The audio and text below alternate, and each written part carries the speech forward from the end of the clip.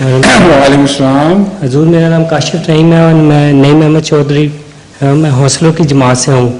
حضور میرا یہ سوال ہے کہ جب آن صلی اللہ علیہ وسلم اپنی والدہ کی قبر پہ تشریف لے گئے تو آپ صلی اللہ علیہ وسلم نے صحابہ سے فرمایا کہ مجھے اللہ نے یہ تو اجازت دی ہے کہ میں ان کی قبر کو دیکھوں لیکن دعا کرنے کی اجازت نہیں دی. تو حضور اس سے کیا مراد ہے؟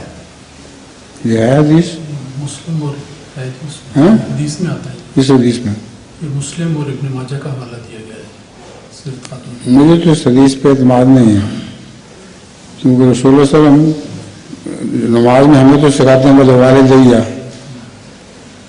اس میں والدہ بھی آ جاتی ہیں. تو یہ کیسے ہو سکتا ہے کہ ہمیں تو روزانہ نماز میں بولے والدیہ کی دعا کرنے کی تلقین کریں اور خود اپنی والدہ کے لیے دعائیں پڑھیں؟